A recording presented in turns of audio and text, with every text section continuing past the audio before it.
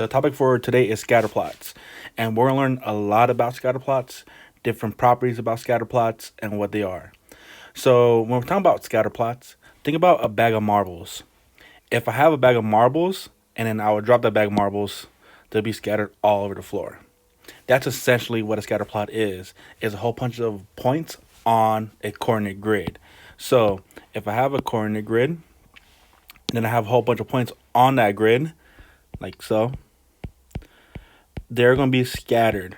They may follow a certain path. They might be grouped together. They might be far apart. I don't know. There's a whole bunch of different scenarios. But essentially what a scatter plot is a group of points scattered across a coordinate grid. Sometimes the points could follow a path. So if they follow a path and they go up, that's what we call a positive correlation. The word correlation just means that they follow a path. The word correlation just means that they follow a path. So they kind of group together and they're going up. Another way that they could be grouped together is in a negative relationship. If they're grouped together and they're going down, that's what we call a negative correlation. Then the last type of correlation is a no correlation. If they're grouped together but they're not forming a certain path, so these are grouped together and they're kind of going up. These are grouped together and they're going down.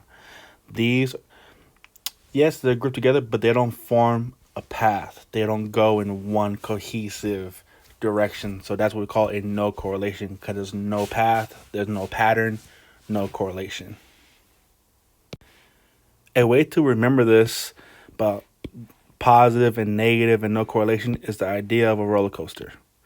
When we have a roller coaster, as we're going up, it'll be positive. As we're going down, it'll be negative. So up is positive, down is negative. So if the points are going up, that's a positive correlation. If the points are going down, they're a negative correlation. If they don't follow a pattern, that's a no correlation. Now, what we're going to do is investigate what happens if there is a correlation, but it's not going up or down. For example, if we look at this type of scatter plot, we have a lot of dots. They do follow a certain path. However, this path is not linear, which means it doesn't go in a straight line. It's a curved path. So they do follow a path.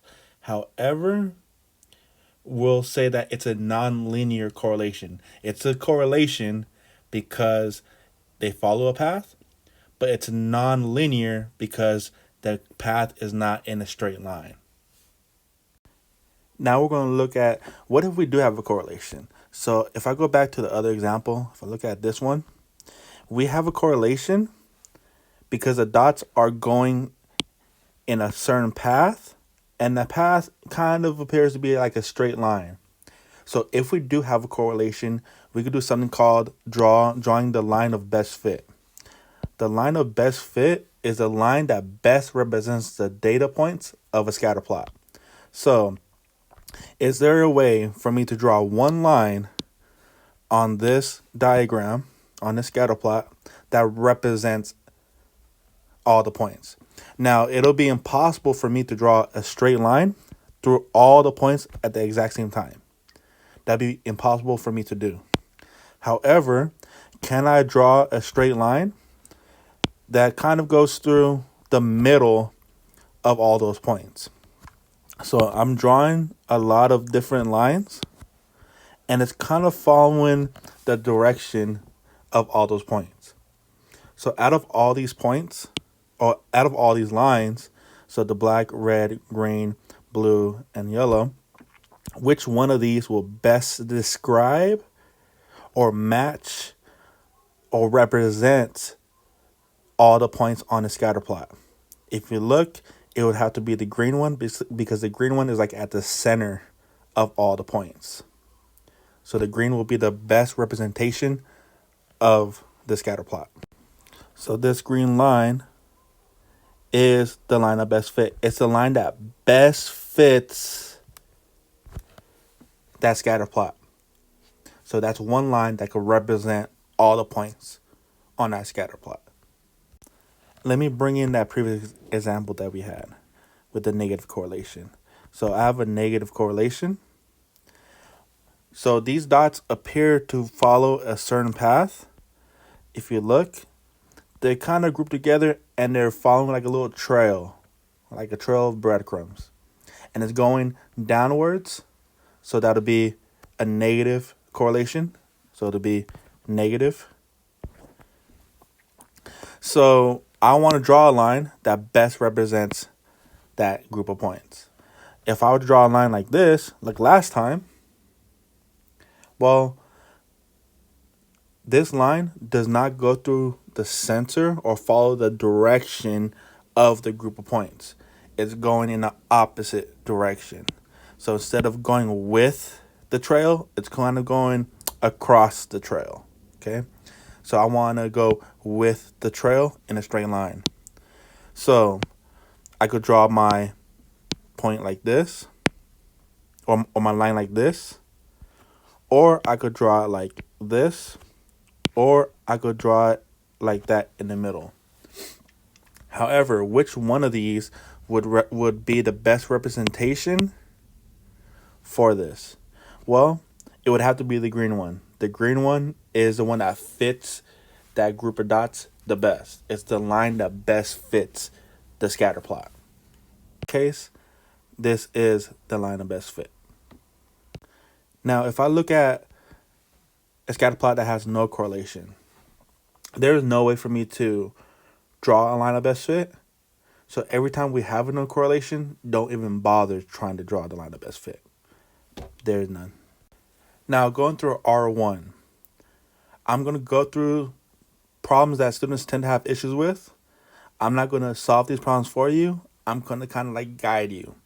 So problem number 1 says the graph shows the weight of dogs and the time it took the same dogs to complete an agility course in seconds, which shows the line of best fit for the data. So going back to what we just talked about, the line of best fit. So I have 4 different scatter plots with lines. Which is the line that best represents the data points? Remember, it has to go through the center and kind of go along with the trail. So I'll leave that to you. Problem number 2, I'll call this problem number 2. Says a high school principal wants to predict the number of students who will drop out of school so he can get funding for support services. He determined the equation that represents his data as y equals negative 10x plus 216, where x represents the years since 2004 and y is the number of students who drop out. Use this equation to help him predict the number of students who will drop out in 2012.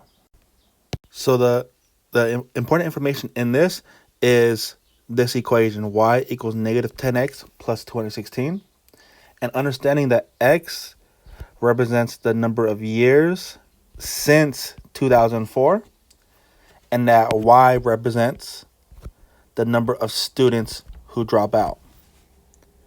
The question is, use this equation to help him predict the number of students who will drop out in 2012.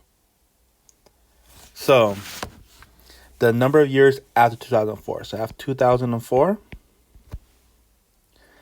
how many years pass by until it hits 2012? And then you're going to get some type of number. I'm going to draw a box. So, X is going to represent that number. Then you're going to take that number and substitute it into that equation to find out how many students will drop out. After you have done that, you will be done. Now, the next one, I'll call this number 3. Which graph represents a positive correlation? Well, that one should be like 5 seconds for you to do. Number 4, the scatter plot below shows the average yearly consumption of bottled water by people in the United States starting in 1990. Then using the line of best fit, so the line of best fit, predict the average consumption of bottled water in the year 2000. So first step is interpreting the graph. So you have your x-axis, your y-axis. The x-axis represents the year. The y-axis represents gallons of bottled water per person. So it's asking you for 2000. Well, go to 2000, and then how would you find your answer? And then you'll be done. Now we're going to look at the backside. Call this number 5. So it says the table below shows the sales for a flour company for the years 2007 through 2012. Answer the given questions about this table on your answer sheet. A. Graph the data on a scatter plot and draw a line of best fit for the data. So before you could graph, you got to first look at the data. So this table, and label it X and then Y. So it's always X and then Y. You know what? I'll make this blue. X and then Y. So then I'm going to go to my graph, and I need to identify what is the X going to represent, what is the Y going to represent. Well, based off this table, the X had to represent the year. The Y would have to represent sales in thousands. So that's what we will do. X would represent, so call this X, call this year. And then the Y would be the sales. Okay. And then you want to identify what numbers should go here. Yeah, you can start off at 0, put 1, 2, 3, 4, 5, and go all the way down to 2007, 2008, 9, 10, 11, 12. However, that'll not be efficient. So what we could do to save time is start off at the first value, then second value, third value, fourth, fifth, and then sixth. So we could I'll put 07 for 2007. Then I'll probably just skip a line so that there's more space. 08 for 2008. Then 09. Then 10, 11, and then 12, because it goes all the way up to 12. Then I want to look at my Y's, or the sales, and it starts off at 305, ends at 420.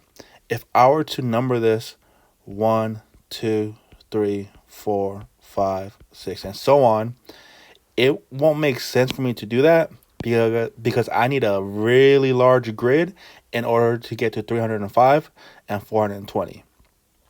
So what I want to do is, how can I scale this so that these numbers could be represented on here? So first thing I notice is that they're going by 5s. Okay, they're ending by 5s or 0s. The first one is 305, the last one is 420. So what I could do, instead of going by 1s, what I could do is, well, what if I start off at 300, and then I'm just skip a line, and then I go to 320, then 340, 360, 380, 400, and then this last one, let's just call it 420. There. And then for each one, you're going to plot these. So at year 2007, they had $305,000. So at 2007, 305, so that's 310. So halfway is going to be 305. So 305. Then you'll just continue that until you have a lot of points on this grid, and then you'll draw the line of best fit. Then letter B, write an equation for the line of best fit for this data. Let X represent the years since 2007 and Y represent the sales in thousands of dollars. In order to solve this problem, we got to go back to, how do we write equations from a line? When writing the equation of a line, there's only 3 steps. The first step is to find the slope. The second step is to find a y-intercept. The third step is to substitute those values into y equals mx plus b. So I'm going to draw a random line on this grid. Just draw a line just like this. Okay? So this line could represent your line of best fit. So the first step is to find m, or to find your slope. Remember, slope equals rise over run. On this line, I want to plot 2 points. So there could be a point right there and a second point right there or right there. So any of these points will suffice because they meet on the grid. Now I want to calculate the rise and the run. My goal is to get from one point to another. So select any 2 points and get from one to the other. So if I'm starting off right here at this point and I want to reach this point, I need to move up 1. So I'm going to signify that by drawing a little arc going up. And then I need to move right 2. So the rise was up 1. So that'd be positive. The run was right 2, which is also positive. So my slope is 1/2. Now, step 2 is to find the y-intercept. The y-intercept is where the line crosses the y-axis. So it's finding out where this line crosses the y-axis. So this line crosses the y-axis at this point, which is 360. So my b would be 360. Then lastly, step 3 is to substitute those values into y equals mx plus b, or slope-intercept form. Well, I know my m from step 1, my m was 1/2, so my m is going to change into 1/2, bring down the x. From step 2, my b was 360, so my b is changing to 360, and then I'm done. Again, just a reminder, this example does not represent what's going on in the actual problem. Then part 3, or letter C. According to your equation, in what year will the sales reach about $500,000? Use mathematics to explain how you determine your answer. What this is telling us to do is, in what year will the sales reach 500,000?